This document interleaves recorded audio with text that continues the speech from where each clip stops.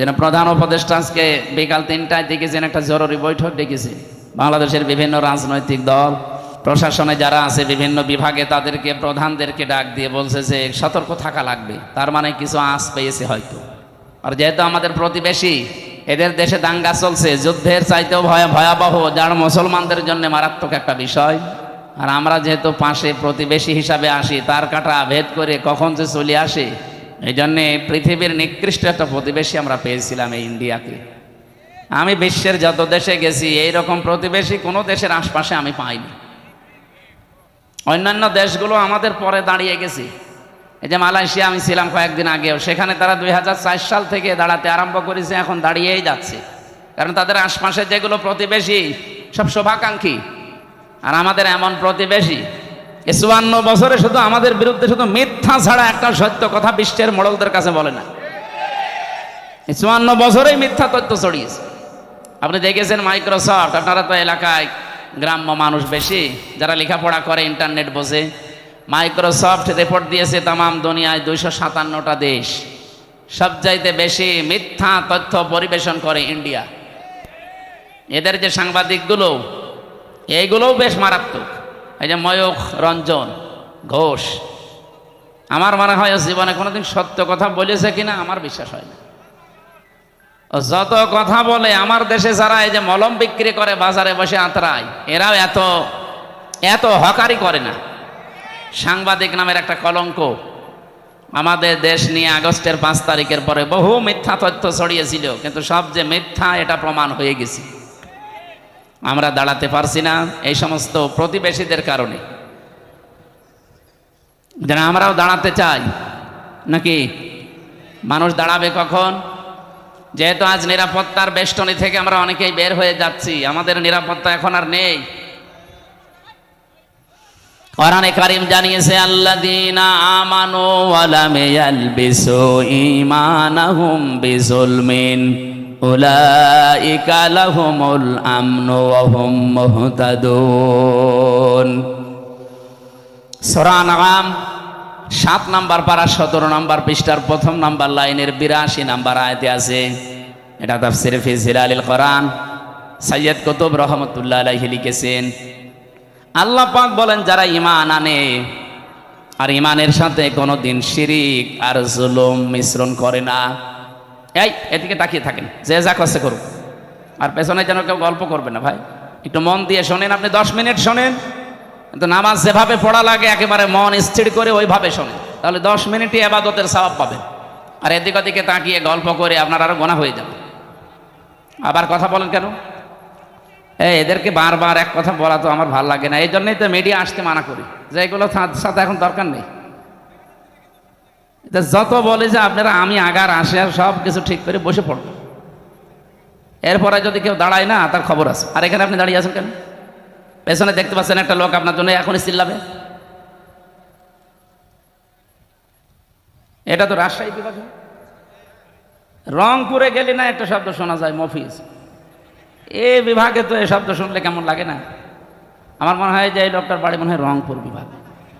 তাছাড়া তো এখানে দাঁড়িয়ে থাকার এভাবে কথা ছিল না। এই বিভাগের বদনাম করার জন্য এসেছে। যান একটু, যে যেখানে জায়গা পান হয় বসেন, নাই দাঁড়িয়ে থাকেন, কিন্তু কথা বলবেন না ভাই। যেহেতু আমরা এবাদতে অলরেডি প্রবেশ করেছি, এবাদত যেইভাবে করা লাগে আপনি একটু ওইভাবে করেন। এবাদতটা শেষ হয়ে গেলে তখন আপনার মন মতো চলেন। বলেন তো, নামাজ একটা এবাদত, এই নামাজে দাঁড়িয়ে কেউ এদিকে ওদিকে তাকায়? কয়টা ফ্যান আছে গুনে নেয়? কি কথা বলছেন এখানে? তাহলে ওইটা যদি না করেন, এইটাও তো একটা এবাদত চলছে। এদিক ওদিকে তাকানো বন্ধ, এদিকে তাকিয়ে থাকেন। গুরুত্বপূর্ণ কয়েকটা মেসেজ আছে আজকের আয়াতে। স্থান কাল পাত্র ভেদে বাস্তবতার নিরিখে আমরা তাফসীরুল কোরআন মাহফিলে কোরআন থেকে কথা বলার চেষ্টা চালাবো। ওয়া মা তাওফীকি ইল্লা বিল্লাহ। আল্লাহ বলেন, এখন যে নিরাপত্তাহীনতায় পৃথিবীর মানুষেরা ভুগতেছে, নিরাপত্তা দেওয়ার মালিক একচ্ছত্রভাবে চীন। এত আসতে বললে? তুরস্ক, রাশিয়া, আমেরিকা, ভারত তো এখন নিজেরাই তো নিরাপত্তাহীনতায় ভুগতেছে। আজকে পাকিস্তানের এক লেফটেন্যান্ট কর্নেল, ওনার বাবা অলরেডি জানিয়ে দিয়েছে পাকিস্তান আর্মির কাছে, আমার ছেলে যুদ্ধের ময়দানে আছে, ওর যদি পেছনে গুলি লাগে তাহলে আমার বাড়িতে নিয়ে আসবেন না, ওর যদি সামনে গুলি লাগে আমার বাড়িতে নিয়ে আসবেন, আমার জায়গা ঠিক করা আছে, কবর দিয়ে দেব। ঠিক লাশ নিয়ে এসেছে আজকে। লাশ নিয়ে আসার পরে দেখে পেছনে একটা গুলিও লাগে নাই, সামনে গুলি লেগেছে 22টা। তো যাদের ইমান এই পর্যায়ে অলরেডি পৌঁছিয়ে গেছে তাদেরকে হারানো অত সম্ভব সহজ না। এমনি দাদার ভয় লেগে যাচ্ছে, দাদা পাগল হয়ে যাবে আর কিছুদিন যাক। একটা দেশের সাথে দাদার মিল নেই। আমি কতগুলো দেশ ঘুরে আসলাম আশপাশে, শ্রীলঙ্কার সাথে ওদের মিল নেই, মালদ্বীপের সাথে মিল নেই, থাইল্যান্ডের সাথে মিল নেই, না এই যে আফগানিস্তানের সাথে একটা বর্ডার আছে মিল নেই, পাকিস্তানের সাথে তো দা কুমড়ার সম্পর্ক, এরপরে ভুটানের সাথে মিল নেই, মায়ানমারের সাথে মিল নেই। আমাদের সাথে মিল ছিল, বুবু ছিল, বুবু নেই, মিল নেই। যাক, বুবু যখন চলে গেছে, এতদিন যারা বলতো আমাদের স্বামী স্ত্রীর সম্পর্ক আপনারা ওখানে থাকেন, কিন্তু দোলা ভাইয়ের সম্পর্ক আমরা মানি না। বুবু মানি, দোলা ভাই মানি, কারণ দোলা ভাইয়ের তো মুসলমানি দেওয়া লাগবে। এটাকে আমি বানালাম না। সূরা বাকারা 2 নম্বর পারা 16 নম্বর পৃষ্ঠা 4 নম্বর লাইনে আছে, 221 নম্বর আয়াতের মাঝের অংশে দেখেন, কোন মুশরিক পুরুষকে কোন মুমিনা নারী বিয়ে করতে পারবে না যতক্ষণ সে মুসলমান না হয়। দাদা তো এখনো মুসলমান হয়েছে, তার সাথে আপনি এতদিন মিথ্যা কথা বলেছেন জাতির লোকের কাছে যে আমাদের স্বামী স্ত্রীর সম্পর্ক হয় কি করে। দাদা হচ্ছে ফুল হাতা আর আমরা হাফ হাতা। আমরা হাফ হাতা না, এখানে কয়েকটা হয়তো ফুল হাতা থাকতেও পারে, ওই যে ছোট ছোট বাচ্চা যারা। সুতরাং আমাদের সাথে যদি এখন আত্মীয়তা করাই লাগে, দাদার এই বুড়ো বয়সে মুসলমানি দেওয়া লাগবে। আর আপনি এই বয়সে হাজাম পাবেন কোথায়? কি কথা বলছেন এখানে? হাজাম কোথায় পাবেন? বুড়ো হাজাম নিয়ে যান, ও ছাতা দেখা যাচ্ছে আগা কাটতে যে গুড়া কেটে ফেলেছে। জীবনের মতো দাদার মুসলমানের শখ মিটে যাবে। এই জন্য ওনার সাথে বিয়ে করা যেহেতু জায়েজ নেই, বউ একটু সাবধানে থাকবেন, কারণ ওই গরুর মদ খাওয়া লোক তো, ওদের তো চরিত্র ঠিক নেই। কথা বলেন না কেন? চরিত্র ঠিক আছে, তাহলে বউ কই? এখানে কে যেন গান বেজেছিল, মদের বউ নাই, বাকিটা আর বললাম না, নিজের মেয়ের ওপর পড়বে না, থাক। সম্মানিত ভাইরা, আমরা নিরাপত্তার জন্য যাদের কাছেই বলি না কেন, কেউ নিরাপত্তা দেওয়ার মালিক না। নিরাপত্তা দিতে পারে শুধুমাত্র আমাদের মালিক কে? আল্লাহ আয়াতের ভেতরে 2টা কথা দিয়েছেন, আল্লাযীনা আমানু, যারা ঈমান আনে, ওয়ালাম ইয়ালবিসু ঈমানাহুম বিজুলমিন, এবং তাদের ঈমানের সাথে যারা শিরিক এবং জুলুম মিশ্রণ করে না। এখানে জুলুম মানে শিরিক। সুতরাং আমরা যদি নিরাপত্তা আল্লাহর কাছ থেকে পেতে যাই, আমাদের ঈমান যাই আছে, ঈমানের সাথে যেন কোনো শিরিক, কোনো জুলুম মিশ্রণ না হয়। কে কথা বলেন? কথা বলেন। আল্লাহ পাক বলেন, এ পর্যন্ত বলে আমি শেষ করে দেইনি, এর পরেরটা বলার জন্য আমি এ পর্যন্ত বক্তব্য দিলাম। আল্লাযীনা আমানু ওয়া লাম ইয়ালবিসু ঈমানাহুম বিজুলমিন উলাইকা লাহুমুল আম। নিজে এইভাবে মনে হচ্ছে কুদরতির আঙ্গুল দেখিয়ে বলছে, এই মানুষগুলোই নিরাপত্তার হকদার, এরাই নিরাপত্তার হকদার যারা তাদের ঈমানের সাথে জুলুম এবং শিরিককে মিশ্রণ করে না। ও বাংলার মানুষেরা একটু খেয়াল করে দেখেন তো, আপনি কি আল্লাহর পক্ষ থেকে এখনো নিরাপত্তা পেয়েছেন? আপনার ঈমান কি শিরিক মুক্ত? না। এখন যদি বলেন শিরিক কি, আপনি এই কথা আগে ক্লিয়ার করেন। পরা কোরআন শরীফ থেকে আমি শিরিকের যে শ্রেণী বিন্যাস পেয়েছি, শিরিক বিল জাত, শিরিক বিল সিফাত, শিরিক বিল ইখতিয়ারা, শিরিক বিল হুকুক, 120 প্রকার এভাবে সিরিয়াল করা আছে তাফসিরে। এক কথায় জবাব দিচ্ছি, সব বাদ দিয়ে দিলাম। আল্লাহ যেটা পারে ওইটা অন্য কেউ পারে, এই বিশ্বাস করার নাম শিরিক। কথা বোঝা গেছে না? আল্লাহ যেটা পারে ওইটা অন্য কেউ, বলেন বলেন। এই বাংলাদেশে বহু মানুষের মুসলমান নামের আগে মোহাম্মদ লেখে, নামের শেষে হোসাইন লেখে, কিন্তু মাঝখানের শব্দটা যাই হোক না কেন, ঈমান থাকার জন্য যেটা দরকার ওইটা তার ভেতরে পাওয়া যায় না। আল্লাহ নিজে জানিয়ে দিলেন যে আমি যেটা পারি ওটা অন্য কেউ পারে না। কেউ যদি মনে করে না যে অন্য কেউ পারে, সে আর মুসলমান নেই, সে মুশরিক। এবার বলেন তো আইন দিতে পারে কে? এটাকে আমি বানিয়ে বলছি? আলা আলাহুল খালকু ওয়াল আমরু, এ পৃথিবী বানিয়েছি আমি, এখানে সিদ্ধান্ত চলবে আমি আল্লাহর। সুতরাং এই জায়গায় যদি কেউ হাত দিয়ে বলে যে না আমরাও পারি, এই যে নারী কমিশন যে 318 পৃষ্ঠার রিপোর্ট দিয়েছে, আমি পুরাটা পড়েছি। এখানে আমি কোরআনে কারিমের প্রায় 13টা আয়াতে ওরা ভুল ধরেছে, আর 26টা হাদিস ওরা অস্বীকার করেছে একেবারে ডাইরেক্ট। যেখানে কোরআনের একটা অক্ষর কেউ যদি অবিশ্বাস করে সে অলরেডি বেঈমান হয়ে যায়, আর পুরোপুরি 13টা আয়াতই ওরা মানে না। তার ভেতরে যেটা বললাম এটা আলা লাহুল খালাক ওয়াল আমরু তাবারাকাল্লাহু রাব্বুল আলামিন। বলেন আল্লাহু আকবার। এটা সূরা আরাফের ভেতরে আছে 8 নাম্বার পারার 16 নাম্বার পৃষ্ঠার 12 নাম্বার লাইনে 54 নাম্বার আয়াতের শেষের দিকে আছে। আল্লাহ পাক বলেন সৃষ্টি আমার, আইনও চলবে আমার। সুতরাং ওরা এখন নিজেরা জানাচ্ছে দেহ আমার, সিদ্ধান্ত আমার। কি করে হয় এটা? দেহ আপনার কে বলেছে আপনাকে? আমার এই যে 33 বছর এখন বয়স, আমি 92 সালে জন্ম নিয়েছি। বলেন তো 91 সালের আগে হামজা নামে আমি কিছু ছিলাম? বলেন কি ছিলাম?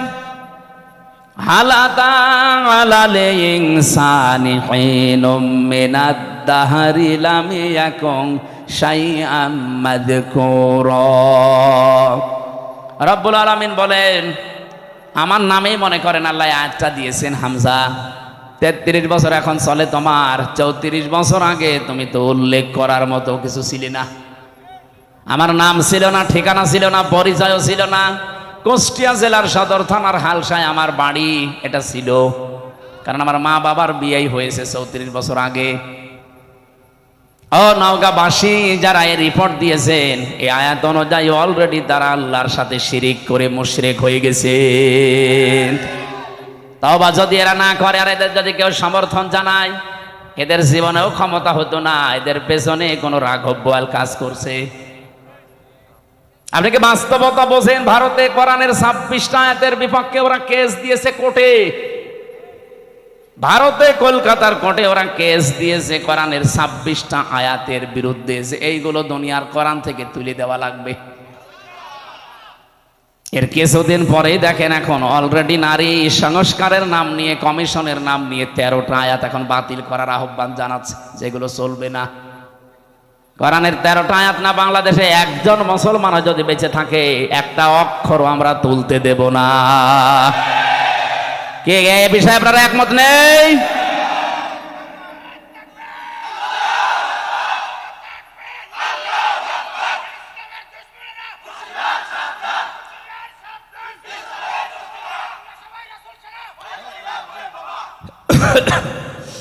নওগাঁবাসী আমি আবার বলছি, ঈমান যতটুকু আছে এটা আপনি নির্ভেজাল করবেন। আমি আবার বলছি, বারবার রিপিট করতাম না। নবীজিও মাঝে মাঝে গুরুত্বপূর্ণ কথা হলে 3 বার বলতেন, আর যেটার কোনো গুরুত্ব নেই তিনি জীবনে একবারও বলেননি। আমার যে দীর্ঘ একটা হাদিস পড়েছিলাম, এর ব্যাখ্যায় 7টা আছে, আমরা এর ভেতরে একটা পয়েন্ট এটা আছে, যদি তুমি এই পৃথিবীতে অনর্থক কথাবার্তা, অনর্থক কাজ থেকে নিজেকে বাঁচিয়ে রাখতে পারো, মহান আল্লাহ তোমার জন্য 2টা নিয়ামত বরাদ্দ করে দেবে। আমরা যাব সামনে ওইদিকে। তাহলে এখান থেকে যে বলতে চাই, আল্লাহ যেটা পারে ওইটা অন্য কেউ। আবার বলেন আল্লাহ যেটা পারে অন্য কেউ। সন্তান দিতে পারে শুধুমাত্র পীর সাহেব। কে? আপনাদের এই নওগাঁ জেলায় এই যে মান্দা, কয়েকদিন আগে এসেছিলাম, যে বাড়িতে বসলাম, ওই বাড়িওয়ালার 2টা ছেলে, আর একটা আছে পেটে 6 মাস, ছন করে দেখছে ওইটাও ছেলে হবে। পানি নিয়ে এসে বলছে হুজুর এমন পানি পড়বেন যেন এবার মেয়ে হয়। মনে হচ্ছে আমি ডাউনলোড করে নিয়ে এসেছি। আর বগুড়া গাবতলী তারেক জিয়া সাহেবের গ্রামে একবার গিয়েছিলাম গত বছর। এক লোক এসে বলছে হুজুরে আপেল পুড়ি দিন। আমি সূরা ফাতিহা পড়ে ফু দিলাম। আমার কানের কাছে মুখ নিয়ে বলছে এমন আপেল পড়বেন যেন এবার ছেলে হয়। কেন?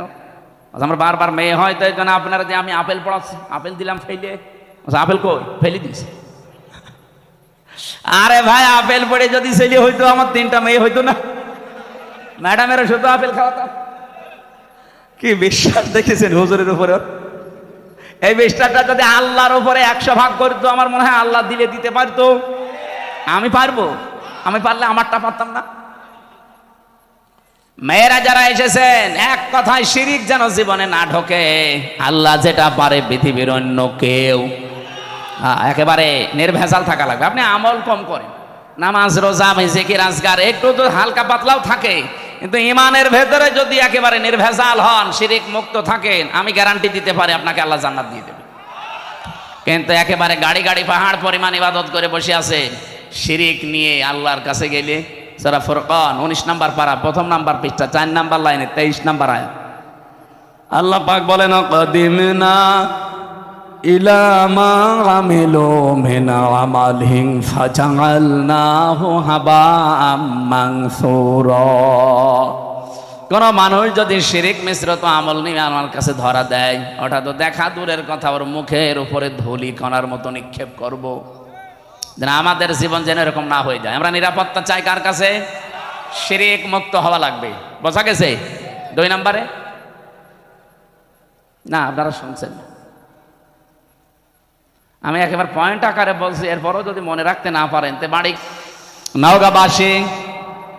2 নম্বরে বলেছিলাম, আপনাদের হয়তো অনেকেরই মনে নেই, বিজুলমিন, জুলুমকে যদি আপনি মিশ্রণ না করেন। জুলুম কি? যেই জিনিস যেখানে রাখা দরকার ওইটা ওই জায়গায় না রেখে কেউ যদি অন্য জায়গায় রেখে দেয়, সেটা হয় জুলুম। বলেন, এই যে টুপিটা, এটা রাখা দরকার আমার মাথায়, কেউ যদি এটা মাথা থেকে নামিয়ে পায়ের কাছে রাখে, এটা টুপির উপরে জুলুম। কথা বলা লাগবে। আমার পায়ের নিচে একটা স্যান্ডেল আছে, আর স্থানীয় পায়ের নিচে, ওইটা যদি আমি এখন তুলে মাথায় নিয়ে ঘুরি, এটা স্যান্ডেলের উপরে জুলুম। যেই জিনিস যেখানে স্থান পায় ওটা ওখানে রাখা দরকার, ওটা অন্য জায়গায় নিয়ে গেলেই তার সাথে জুলুম হয়। আপনার বিবেকে কি বলে বলেন তো? 92% মুসলমান আমরা এখানে বাস করি, এই কোরআন থাকার দরকার ছিল সংসদে। কে কথা বলেন না কেন? এই 54 বছরে আমরা নিয়ে যেতে পেরেছি, এটা কোরআনের উপরে জুলুম।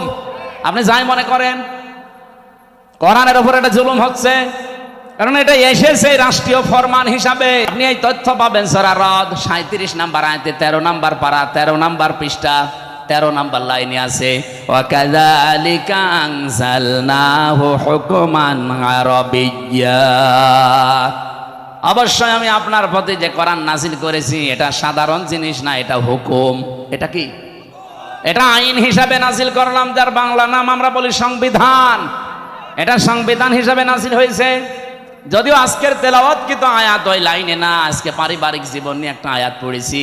আমরা পারিবারিক জীবনের কিছু সমস্যা আজকে আয়াত দিয়ে তুলে ধরবো এবং সলিউশন দেব এই আয়াত থেকেই ইনশাআল্লাহ। আমরা আজকের আয়াত থেকে যতটুকু বুঝলাম, যে আমরা যদি আল্লাহর কাছ থেকে নিরাপত্তা পেতে চাই, কিছু কিছু পয়েন্ট আমাদের মানা লাগবে। 1 নম্বরে, জীবনে কোনো দিন শিরিক যেন না থাকে, যদি থাকে আজকে থেকে তওবা করে ওটা বাদ দিন। 2 নম্বরে, আমাদের জীবনে যেন জুলুম না থাকে। কি কথা বলেন না কেন? শব্দটা যদিও শুনতে ছোট মনে হচ্ছে, এত বড় মারাত্মক একটা শব্দ এই জুলুম। আমার আল্লাহ পাক আরশ পর্যন্ত কাঁপন ধরে এই জুলুম যদি কোনো জায়গায় দেখে। পড়া কোরআন শরীফে সূরা শূরা 25 নাম্বার পারা 6 নাম্বার পৃষ্ঠা 13 নাম্বার লাইনের 42 নাম্বার আয়াত একটু পড়বেন। আমি পড়লে আমার শরীরে কেমন যেন কম্পন ধরে। ইন্নামাস সাবিলু আলাল্লাযীনা ইয়াজলিমুনান নাস। আল্লাহ পাক বলেন, আমি নিজে মামলা দেব, নিজে অভিযোগ দায়ের করব, নিজে কেস করব তাদের বিরুদ্ধে যারা মানুষ হয়ে মানুষের উপরে জুলুম করে। যারা ভিকটিম আছেন এখানে বলেন তো, আয়াত অনুযায়ী বাংলাদেশে 15.5 বছরে আমরা অনেকেই বসে আছি যারা মানুষ হয়ে মানুষের উপরে জুলুম করেছে। এক কথা বলেন না কেন? বিনা কারণে বহু মানুষ এই দেশে জুলুমের শিকার হয়েছে। এখনো পর্যন্ত একজন বিনা কারণে জেল খাটতেছে, আজহার। আপনাদের পাশের বিভাগ রংপুরের মানুষ, এটিএম আজহারুল ইসলাম। আমার তো বারবার বলতে ইচ্ছে হয়, এই 15.5 বছরে যত রাজনৈতিক মামলা হাসিনার দলের লোক দিয়েছে, সবগুলো বেকসুর খালাস দেওয়া দরকার। ম্যাডামকে যেভাবে, আমার ভাইরা আমি চাই ম্যাডামকে 6 বছর না, ওনার তো একদিনও জেলে রাখা জুলুম হয়েছে। কারণ ওনার যে মামলা দিয়েছিলেন পুরাটা বানোয়াট। আপনি এতিমের মাল আত্মসাৎ করায় এই মামলা দিয়েছেন যেই টাকার জন্যে, ওই টাকা আরো 7 গুণ বৃদ্ধি হয়েছে। ওনারে আরো পুরস্কার দেওয়ার দরকার ছিল। কিন্তু যারা টাকা পাচার করেছে তাদের এখন আপনি কি করবেন বলেন? এই যে দরবেশ, ওর মাথা চোল থেকে পা পর্যন্ত পুরা সাদা, আমার মনে হয় ভেতরে বাইরে সবই সাদা। এক কথা বলছেন না কেন? 36,000 কোটি টাকা চুরি করিস 7টা ব্যাংক থেকে। জীবনে আপনি কোনোদিন যদি গণনা করতে দেওয়া হয় আপনার হাত ব্যথা হয়ে যাবে, এক জীবনে গুনেও শেষ করতে পারবেন না। 36 কোটি টাকা না, 36,000 কোটি টাকা। একজনে যদি এত টাকা চুরি করে, ম্যাডাম খালেদার 2 কোটির জন্য যদি 6 বছর জেল হয়, এই লোকের জেল হওয়া দরকার কিয়ামত পর্যন্ত। আর হাসিনার ছোট বোন এ আল্লাহর ওলি, এর উপর পারমাণবিক কেন্দ্র থেকে 76,000 কোটি টাকা শুধু একজন নিয়েছে, আর বাকিগুলো তো বাদই দিলাম। এ দেশটা যেভাবে ফোকলা করে ফেলেছেন, শান্তিতে তো নেই। এই যে বাইরে কয়েকদিন আগে সিঙ্গাপুরে ছিলাম, মালয়েশিয়া ছিলাম, এই শয়তানরা সব এখন যে সমস্ত দেশে থাকে ওখানে বানিয়েছে সাহেব পাড়া, কিন্তু থাকতে পারে না, থাকে সব হোটেলে। মালয়েশিয়া যে হোটেলে উঠলাম, সিঙ্গাপুরে যে হোটেলে উঠলাম, নিচে নেমে দেখি 2 জন চা খাচ্ছে। কি গো? হুজুর আমরা আগেই পালিয়েছি। পাইলালেন কেন? আপনার না 620টা বাড়ি, ওই যে চট্টগ্রামের ওইটার ভূমি মন্ত্রী ছিল, 620টা বাড়ি বানিয়েছে শয়তান। একটা বাড়িতেও থাকতে পারে না, এখন থাকে হোটেলে, তাও চুরি করে। হুজুর দোয়া করবেন, তখন দোয়া বের হয়। আর ভালো লোকের কাছে দোয়া চাইছে। আমার মনে হয় 9 মাস যদি থাকতো আরো 200 বাড়ি বানাইতো। এক কথা বলেন না কেন? সব তোর বাবার টাকায় বানাইতো। বলেন বলেন। এই জুলুম যা করেছেন, জুলুমের এখন আল্লাহ নিজে শোধ নিচ্ছেন আপনাদের উপরে। আলা তাহসাবান্নাল্লাহা গাফিলান আম্মা ইয়ামালুজ জালিমুন। সূরা ইব্রাহিমের 42 নম্বর আয়াতের প্রথম অংশে আছে, 13 নম্বর পারা, 19 নম্বর পৃষ্ঠা, 12 নম্বর লাইনে আছে। আল্লাহ পাক বলেন, হে নবী আপনি কি মনে করেন যে আমি জালেমদের কোনো খবর রাখি না? কে বলেছে? যে যেখানে যাররা পরিমাণ জুলুম করে, দুনিয়ার কোনো কিছু খেয়াল না থাকলে আমার ওইটা খেয়াল থাকে। আমি আমার একেবারে নজরে রাখি, জুলুমটা দেখলে আমি আল্লাহ নিজে। কারণ মাজলুমের বরদুয়ার আমার মাঝে কোনো পর্দা নেই, হিসাব নেই, ও শুধু বলতে দেরি, পৌঁছাতে দেরি হয় না। হাদিসে কুদসি এটা, ইত্তাকি দাওয়াতাল মাজলুম ফাইন্নাহা লাইসা বাইনাহু ওয়া বাইনাল্লাহি হিজাব। হে পৃথিবীর মানুষেরা, মাজলুমের বরদুয়া থেকে বেঁচে থাকবা, কারণ মাজলুমের বরদুয়া আর আল্লাহর ভেতরে কোনো হিজাব পর্দা থাকে না।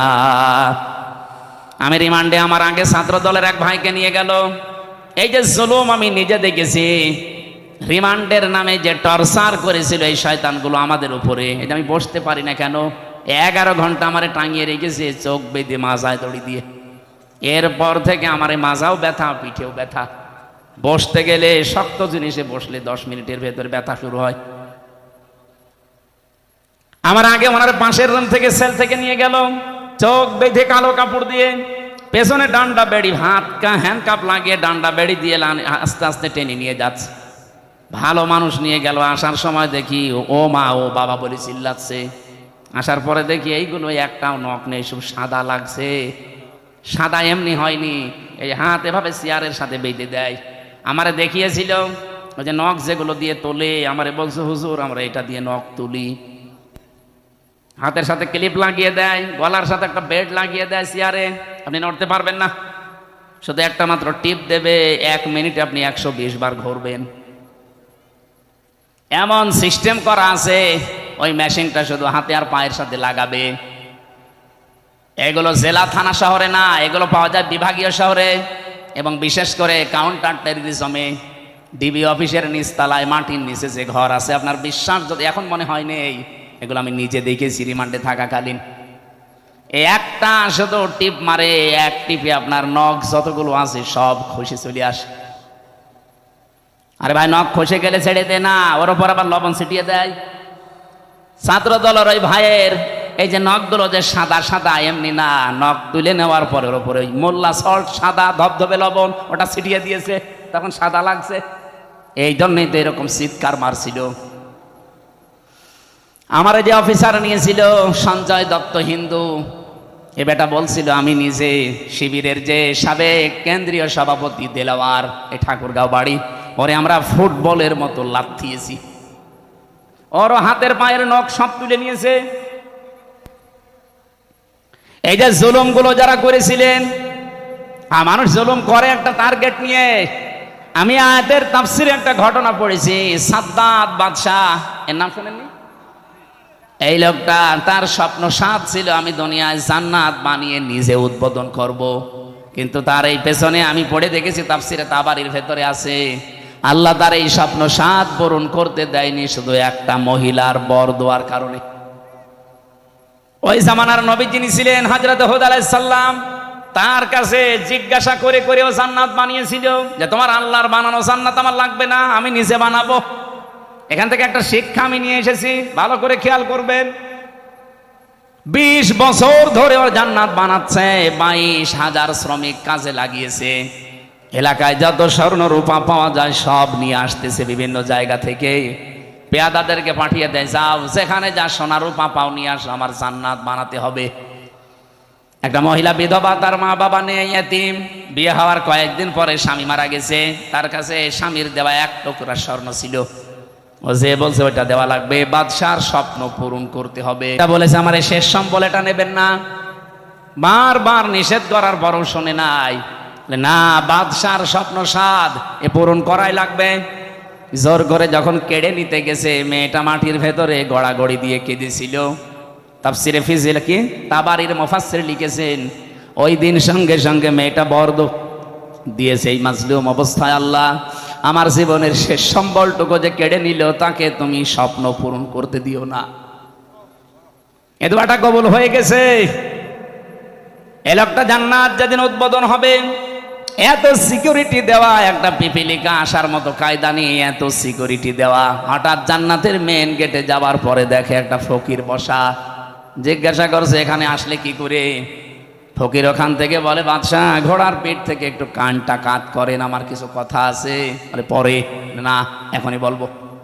এখনই বলবো মানে কে তুমি? এত গরমে কথা বলো।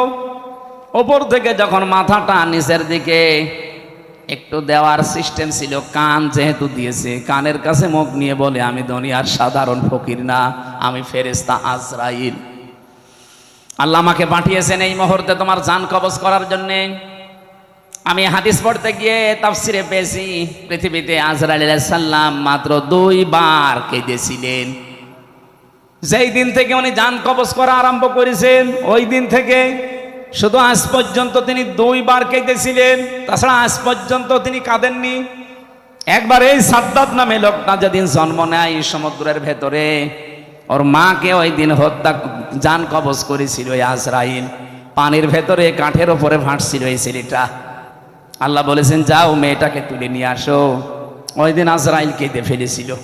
আপনি চিন্তা করেন তো কি সিচুয়েশন ছিল যে আজরাইল পর্যন্ত কেঁদে ফেলেছে। আর আরেকদিন কেঁদেছিল যেদিন এই জান্নাত উদ্বোধন করবে, এই সেই সাদ্দাত। এর বিশাল জীবনী লিখা আছে। আমার ঘটনা বলা উদ্দেশ্য না, আমার এখানে শিক্ষা দেওয়ার একটা উদ্দেশ্য। যেই দিন তিনি জান্নাত উদ্বোধন করবে, হযরতে আজরাইল বললেন না আমি আর সময় দিতে পারবো না। ও শেষ পর্যায়ে এটাও বলেছিল, ফেরেশতা আমাকে এতটুকু সময় দাও, আমি শুধু জান্নাতটা উদ্বোধন করে একটা চক্কর দিয়ে এসে আমার জানটা তুমি নিয়ে নিও। ফেরেশতা বলেছে না, আল্লাহর আদেশ, তোমাকে জান্নাত উদ্বোধন করতে দেওয়া হবে না। ইযা জাজালুহুম লা ইস্তাখিরুনা সাআতাও ওয়ালা ইস্তাকদিমুন। আপনারা সুবহানাল্লাহ বলেন, আলহামদুলিল্লাহ বলেন, আল্লাহু আকবার বলেন, যাই বলেন। এই ঘটনাটা কিন্তু একটা ঐতিহাসিক একটা ঘটনা, কিন্তু এর পেছনে যে দলিলগুলো আছে খুব শক্ত না। আমি শিক্ষার জন্য শুধু বলছি। এদিকে তাকান। ও জান্নাতের গেট, মেন গেটে দাঁড়িয়ে ভেতরে যাবার জন্য ঘোড়ার পিঠ থেকে জোর করে হলেও তিনি লাফ দিয়েছিলেন, কিন্তু পারেন নাই। জান্নাতের চৌকাঠ স্পর্শ করার আগেই ঘোড়ার পিঠ থেকে বাইরে পড়ে গেছে। মুফাসসির বলেন, কেন সে জান্নাতের চৌকাঠ পর্যন্ত স্পর্শ করতে পারলো না জানো? কারণ ওই যে বিধবা একটা এতিম মেয়ের বরদোয়া ছিল। আপনি বলেন তো এখান থেকে কি পেলেন?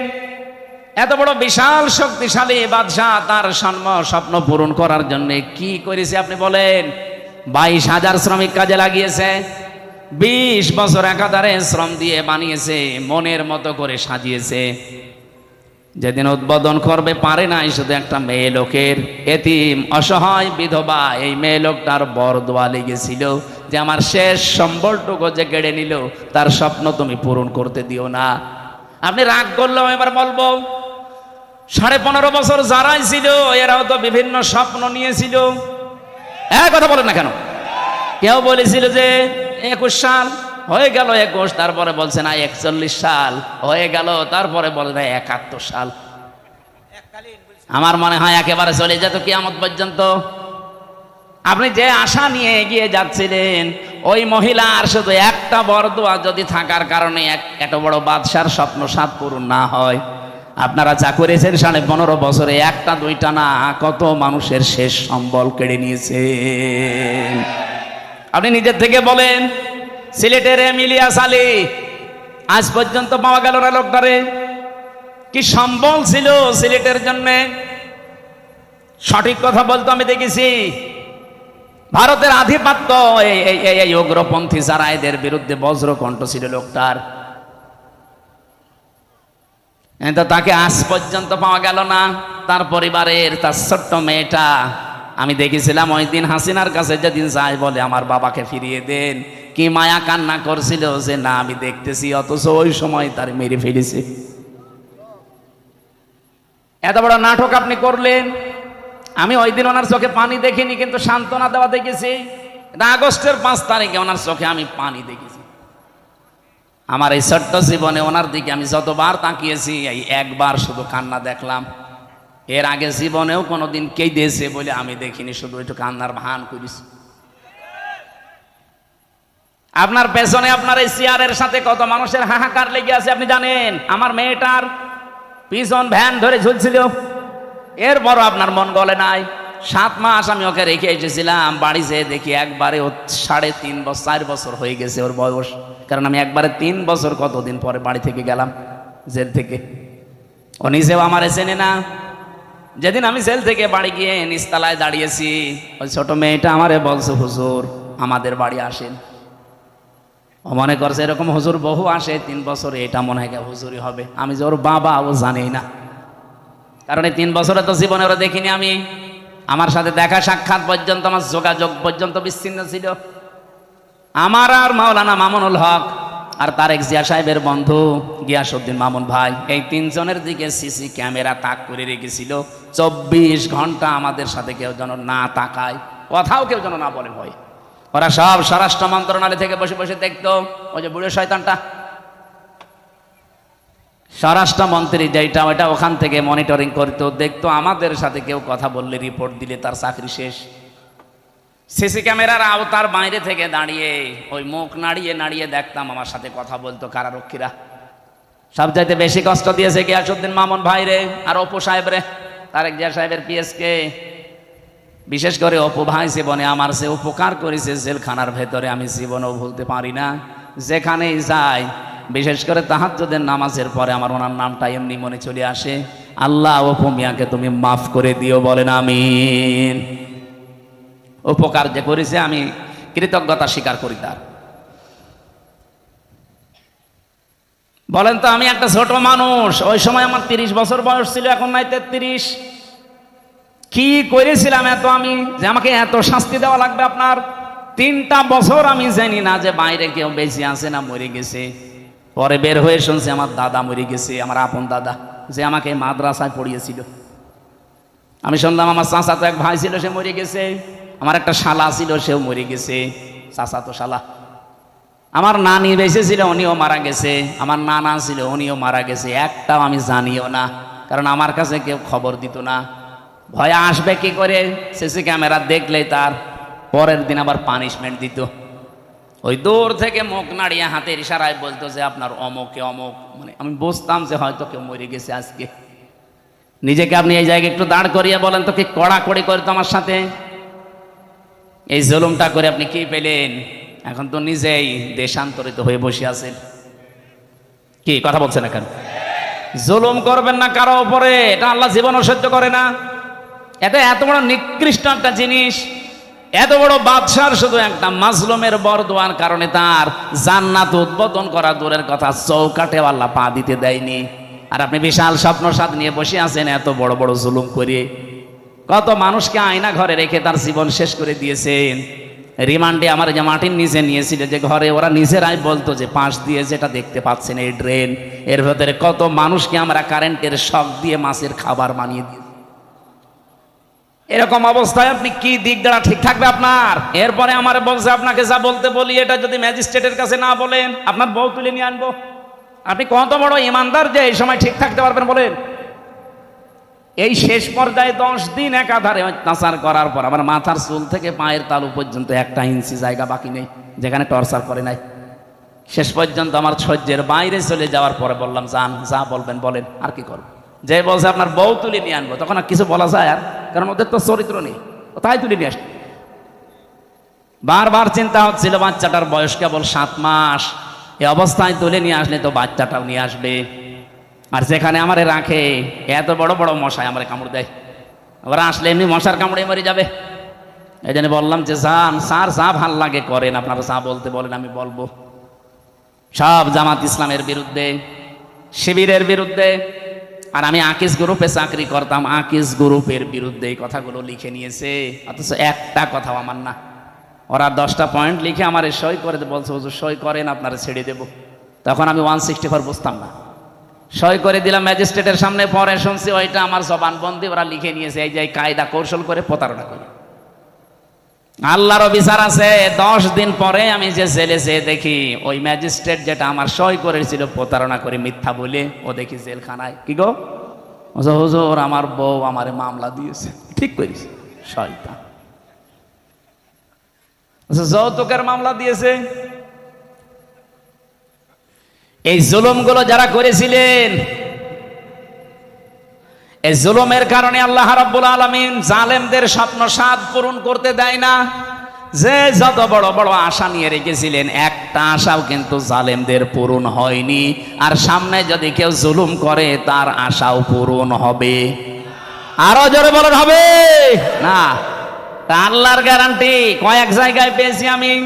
এটা 1 নম্বরে পেয়েছি সূরা ইব্রাহিমের ভেতরে, 2 নম্বরে সূরা শুরার ভেতরে, 3 নম্বরে সূরা আনামের ভেতরে। যারা জুলুম করে আমার আল্লাহ তাদের সেদ কেটে দেয়, ওদের ওই স্বপ্ন সাত পর্যন্ত আর যেতে পারে না। কোরআনে কারীম জানিয়েছে, সূরা আলে ইমরানের ভেতরে আছে, ইন্নামা নুমলি লাহুম লিয়াজদাদু ইসমা ওয়া লাহুম আযাবুম মুহিন। অবশ্যই মানুষের পাপ যখন সীমা ছাড়িয়ে যায়, সীমা লঙ্ঘন করে ফেলে লোকটা, তখন ওই লোকটার জন্য অপমানজনক শাস্তি আল্লাহ রেডি করে রাখে। নওগাঁবাসী, আমাদের জীবনে যেন এরকম কিছু সামনে না আসে।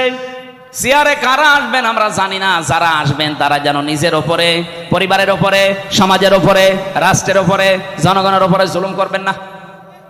কথা বলেন না কেন? বারবার বলছি, আহ্বান জানি, এটা রেকর্ড হচ্ছে, সারা দেশ চলছে। যারা আসবে জুলুম করবেন না। 15 বছরের শিকড় যদি কেটে ফেলতে পারে আল্লাহ, 5 বছর যদি জুলুম করেন না, 5 বছর পরে আপনার বাড়ি ঘরও কিন্তু এই জালেমদের মতো শ্মশান হয়ে যাবে। আপনি দেখেন জালেমদের বাড়ি ঘরের দিকে তাকিয়ে, সব এখন ওজাড় গৃহ পড়ে আছে, জনশূন্য, কেউ আর ওর কাজ দিয়েও যায় না।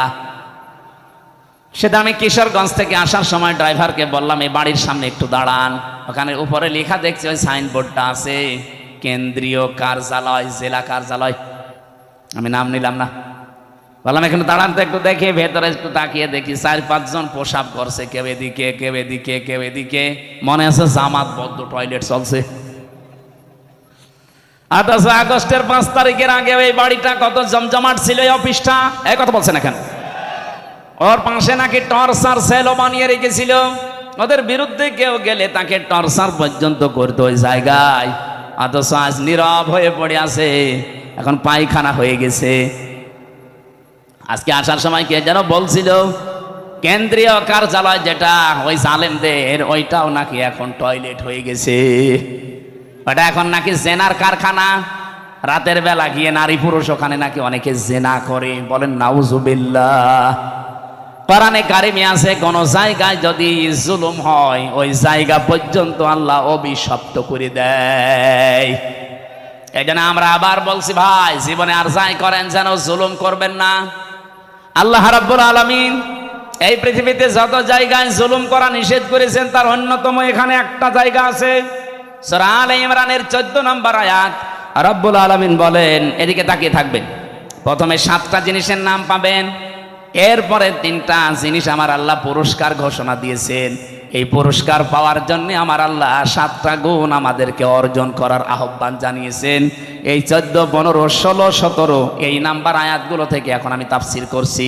সূরা আলে ইমরান, যুজ্জিনা লিন-নাসি হুব্বুশ শাহাওয়াতি মিনান নিসাই ওয়াল বানিন। আল্লাহ পাক বলেন, আমি শোষণ করে দিয়েছি, আকর্ষণীয় করে দিয়েছি, আমি লোভনীয় বস্তু বানিয়ে দিয়েছি, আসক্তি তৈরি করে দিয়েছি এই পৃথিবীতে 7টা জিনিসের উপরে। তার 1 নাম্বারে নারী। 1 নাম্বার কি? এই জন্য দুনিয়ায় এই জায়গায় খুব সেন্সিটিভ থাকা লাগবে। মেয়েদের প্রতি আকর্ষণ, মেয়েদের প্রতি আসক্তি, তাদের প্রতি ভালোবাসা, লোভ, চিত্রাকর্ষণ এগুলো আল্লাহ বানিয়ে দিয়েছেন। এই জায়গাতে খুব সেন্সিটিভ থাকা লাগবে আমাদের। বিশেষ করে এখন যে তথ্য প্রযুক্তির যুগ চলছে, মোবাইলে যারা কথা বলেন বিভিন্ন জায়গায়, ইমোতে বলেন, হোয়াটসঅ্যাপে বলেন, মেসেঞ্জারে বলেন, আর যাই বলেন না কেন খুব সাবধানে কথা বলবেন, কারণ আপনার প্রতিটা কথা কিন্তু রেকর্ড করা হচ্ছে।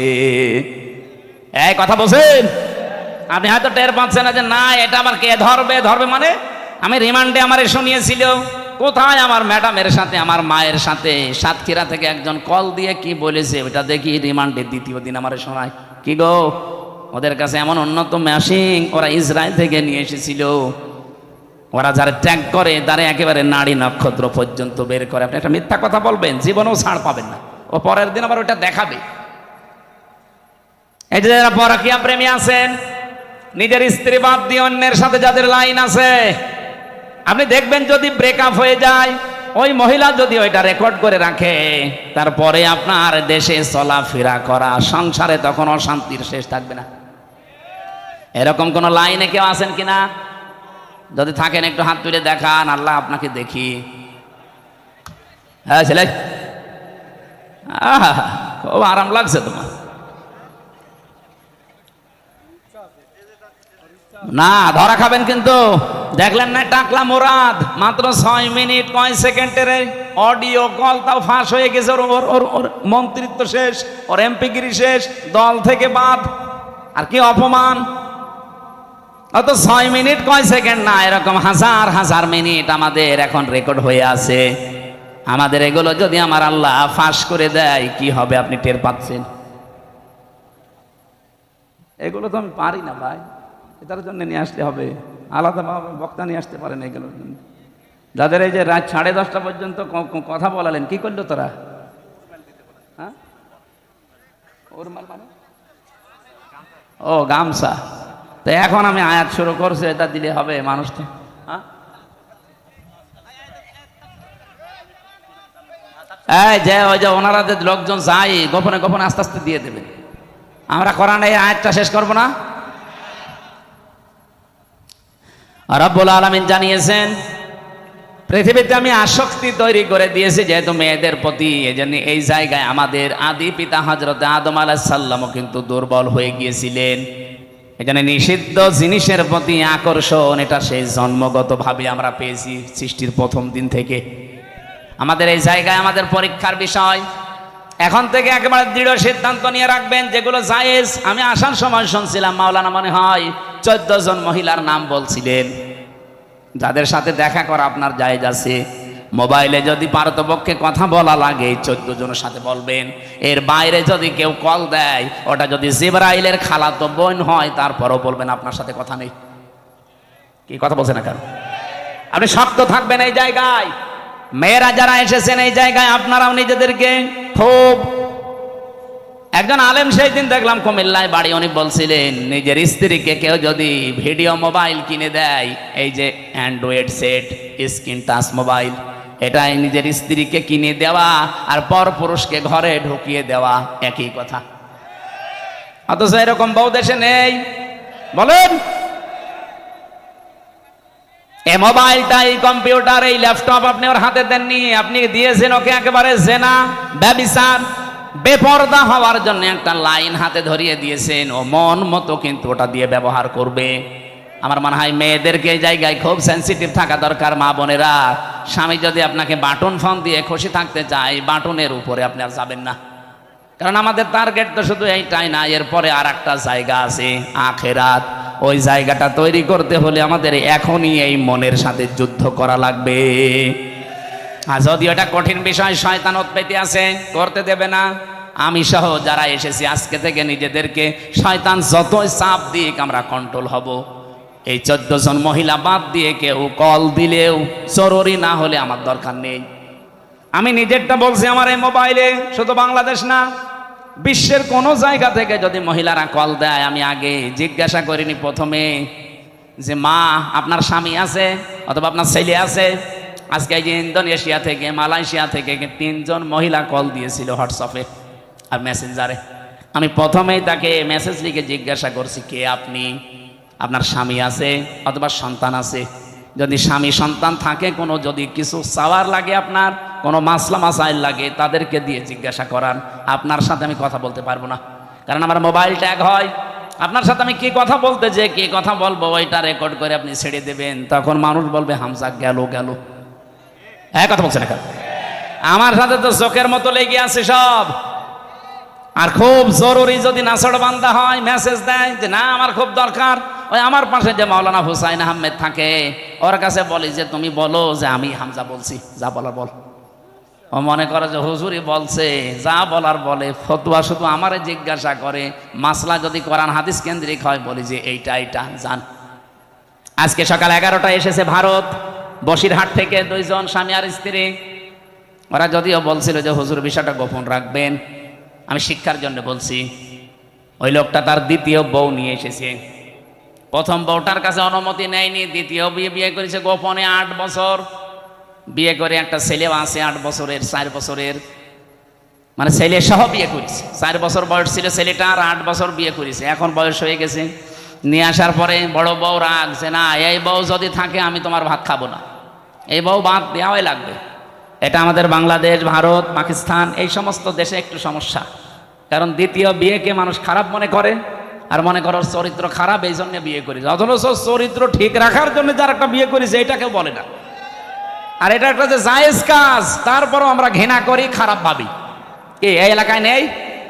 যত ভালো বউ নিয়ে বাস করেন, আর একটা বিয়ে করে দেখেন গোপনে, আপনার 14 গোষ্ঠী উদ্ধার করবে।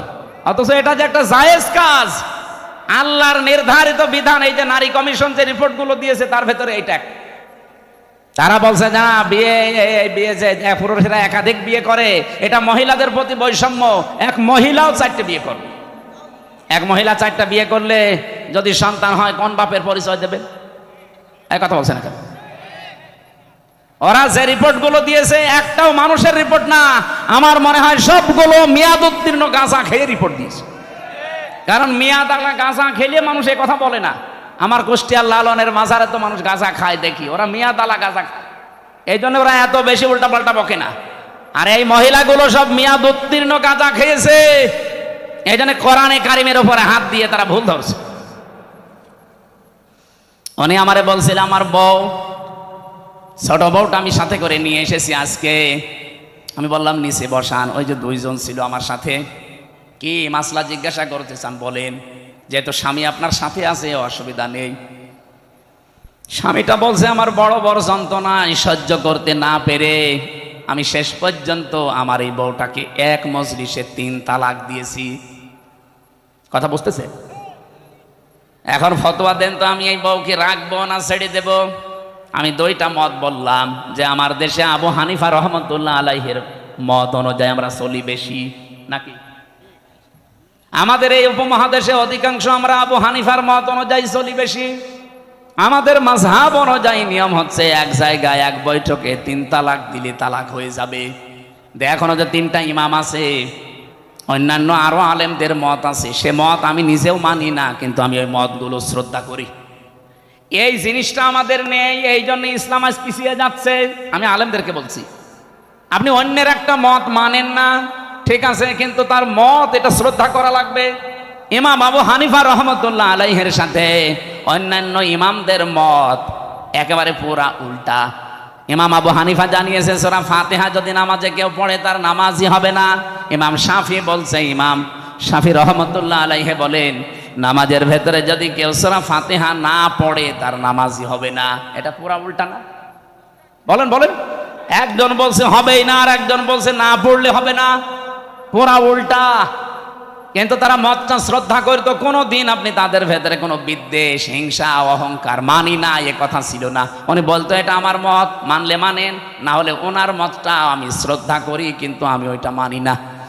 আমি আল্লাহর ওই বান্দা বসিরহাট থেকে যারা এসেছিল আজকে, বললাম যে ভাই আপনি মুসলমান, আপনারা তো বিপদেই আছেন ভারতে। বলছে হ্যাঁ খুব বিপদে আছি।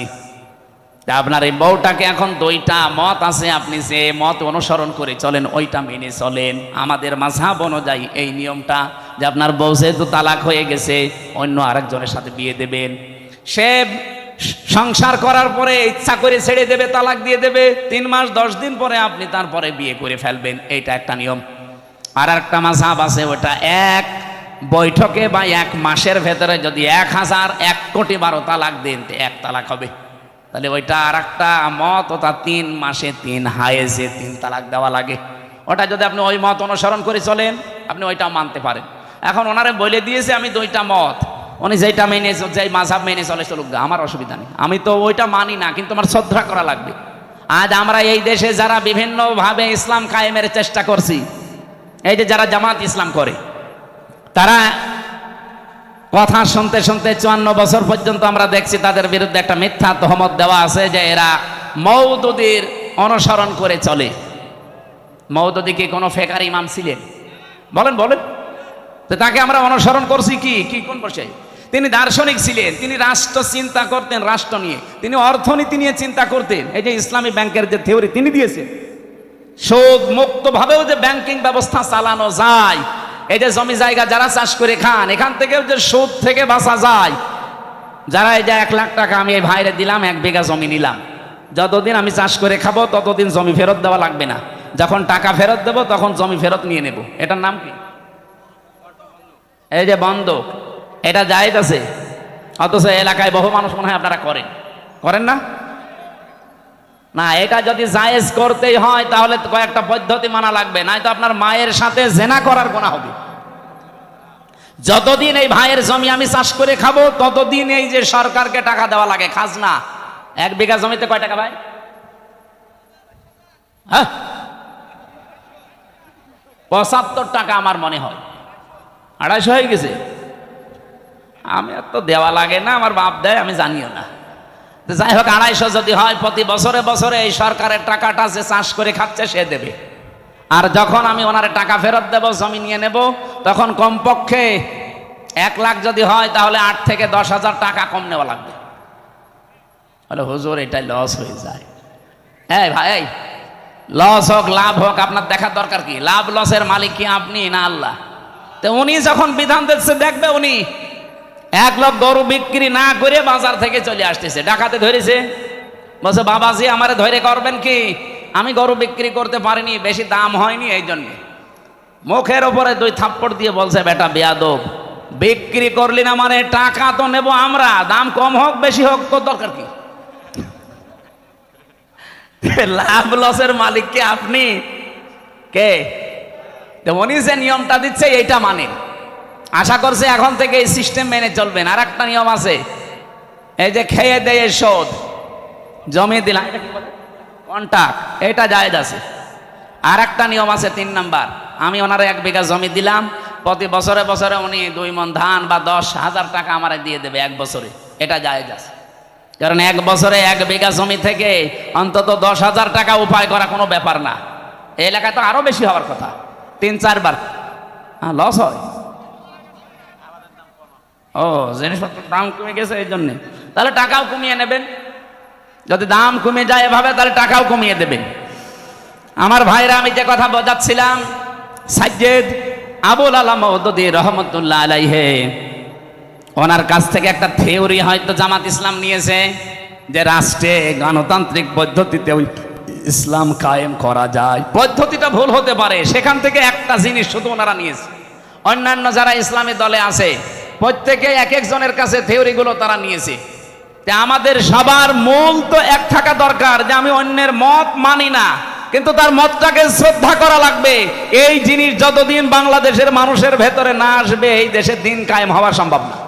এই ছোটখাটো বিষয় নিয়ে মতপার্থক্য তৈরি হয়ে যাবে।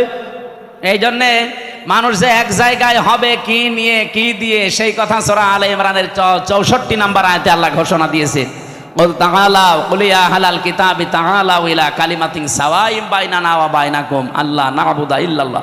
আমার ওইদিকে বিষয় না, আমি একটা টাচ দিলাম। মেয়েদেরকে আল্লাহ যেহেতু আকর্ষণীয় করে বানিয়েছে, লোভনীয়, এর প্রতি একটা আসক্তি বানিয়ে দিয়েছে, এই জন্য আমাদের এই জায়গায় খুব সেন্সিটিভ থাকা লাগবে, সতর্ক থাকা লাগবে এদের বিষয়ে। মেয়ে লোককে আমার আল্লাহ পরীক্ষার সবচাইতে বড় বস্তু বানিয়েছে। শয়তান এদেরকে জাল হিসাবে ব্যবহার করে রাস্তায় নিয়ে আসে। এই জন্য মেয়ে লোক যখন বাড়ি থেকে বাইরে আসবে, সাজগোজ করে পারফিউম দিয়ে সেন্ট মেখে বাইরে আসা মেয়ে লোকের জন্য জায়েজ নেই, হারাম। বলেন নাউজুবিল্লাহ। সম্মানিত মা বোনের, আপনার সাজগোজ, সেন্ট, পারফিউম এগুলো ব্যবহার করার জন্য আপনার উপযুক্ত জায়গা আপনার স্বামীর বেড। এই বিছানা শুধু বাইরে আপনি এগুলো করতে পারবেন না, যেহেতু আপনাকে শয়তানের জাল হিসাবে শয়তান ব্যবহার করবে। নবীজি জানিয়েছেন, আমরা আজকে থেকে সতর্ক হয়ে যাব এই জায়গা থেকে, যে আমরা কোনো দিন যেন নিজের মেয়েকে, বউকে, নিজের ফুফুকে, মাকে, শাশুড়িকে, খালাকে বেপরদা করে রাস্তাঘাটে ছেড়ে না দেয়। আয়াতের তাফসিরে লিখেছে, একজন মহিলা যদি বেপরদায় চলার কারণে জাহান্নামী হয়ে যায়, কমপক্ষে 4 জন পুরুষ সাথে করে নিয়ে যাবে। বলেন নাউজুবিল্লাহ। 1 নম্বরে তার বাবাকে ধরবে, বলবে গার্জিয়ান ছিলে তুমি আমাকে কন্ট্রোল করোনি। 2 নম্বরে তার বড় ভাইকে ধরবে। 3 নম্বরে তার ছেলে বড় স্বামীকে ধরবে। 4 নম্বরে তার বড় ছেলেকে ধরবে। অনৌকাবাসী, একটু নিজের দিকে তাকিয়ে বলেন, হয় আপনি কারো বাবা হবেন, নাই কারো বড় ভাই হবেন, নাই কারো স্বামী হবেন, নাই কারো ছেলে হবেন। পর্দার এই বিষয়টা যদি হাসিয়ে খেলিয়ে যদি উড়িয়ে দেন যে আর কি, এতটুকু কি না, এটার জন্য যদি ওই মহিলা দাজ্জুস হয়ে জাহান্নামে যায়, 4 জন নিয়ে গেলে আমরা যে কোনো একজনের ভেতরে পড়ে যাচ্ছি। আল্লাহ আমাদের হেফাজত করুন। মেয়েদেরকে যে মর্যাদা সম্মান পর্দার মাধ্যমে দিয়েছেন, আল্লাহ এটা বজায় রাখার তৌফিক দান করুন। বলেন আমিন। দুনিয়াতে আল্লাহ পাক জানিয়েছেন, আমি পরীক্ষার বস্তু আরো কয়েকটা বানিয়েছি। তার নাম্বারে অল বানিন, সন্তানাদি, ছেলে মেয়ে, স্ত্রী পুত্র, এগুলো আমার আল্লাহ আমাদের কাছে পরীক্ষার বস্তু বানিয়েছেন। লোভনীয়, আকর্ষণীয়, ভালোবাসার জিনিস এগুলো। এগুলোর পেছনে ফিরতে যে, চলতে যে আমার বিশাল আখিরাতের জীবন যেন আমি নষ্ট করে না ফেলি। সূরা মুনাফিকের ভেতরে আল্লাহ আমাদের জন্য ওয়াজ করেছেন, ইয়া আইয়ুহাল্লাযীনা আমানু লা তুলহিকুম আমওয়ালুকুম ওয়ালা আওলাদুকুম আন যিকিরিল্লাহ ওয়া মান ইয়াফআল যালিকা ফাউলাইকা হুমুল খাসিরুন। ওহে যারা ঈমানের দাবি করো, কখনো তোমাদের সন্তান আদি আর সম্পদ আদি এগুলো যেন আল্লাহর জিকির, আল্লাহর আইন, আল্লাহর বিধান থেকে তোমাদের গাফেল করে না দেয়।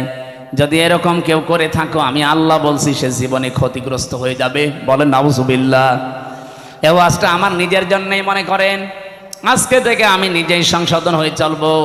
যত মহাব্বতের জিনিস সন্তান হোক, তার পেছনে পড়ে আল্লাহর বিধান নামাজ, তার পেছনে পড়ে আল্লাহর বিধান রোজা, তার পেছনে পড়ে আল্লাহর বিধান যাকাত, এগুলো যেন আমি লঙ্ঘন না করি, নষ্ট না করি। আল্লাহ আমাকে নিজে এবং যারা এখানে শুনছি প্রত্যেককে আমল করার তৌফিক দেন। বলেন আমিন। এরপরে আল্লাহ কোরআনে দিয়েছেন, আল কানাতিরিল মুকান্তরাতি মিনাজ যাহাবি ওয়াল ফিদ্দাতি ওয়াল খাইলিল মুসাওয়ামাতি ওয়াল আনআমি ওয়াল হারস। এই পৃথিবীতে পঞ্জীবিত সোনা, পঞ্জীবিত রূপা, ব্যবসার মাল এবং ভালো ভালো বাড়ি গাড়ি, শস্য ক্ষেত, এগুলোর প্রতি মহব্বত, ভালোবাসা, আকর্ষণ, আসক্তি আমি আল্লাহ তৈরি করে দিয়েছি। কিন্তু দুনিয়ায় সব এগুলো ভোগের বস্তু। যালিকা মাতাউল হায়াতিদ দুনিয়া আল্লাহু ইনদাহু হুসনুল মাব। আমি আল্লাহর কাছে উত্তম কিছু আছে যেগুলোর খবর এখনো তোমরা জানো না। সে কথাটা জানাতে আল্লাহ এখানে তিনটা বৈশিষ্ট্যের কথা আমাদের জানিয়েছেন। قل أنبئكم بخير من ذلكم للذين اتقوا عند ربهم جنات تجري من تحتها الأنهار خالدين فيها وأزواج مطهرة ورضوان من الله والله بصير بالعباد। নবী আপনি বলুন, আমি কি তোমাদেরকে এমন উত্তম কিছু বিষয়াদি জানাবো, সেগুলো কি যারা তাকওয়া অবলম্বন করে, আল্লাহকে না দেখে ভয় করে চলার নীতি, এগুলো নিয়ে দুনিয়ার জীবন চালাতে থাকবে, চোখ বন্ধ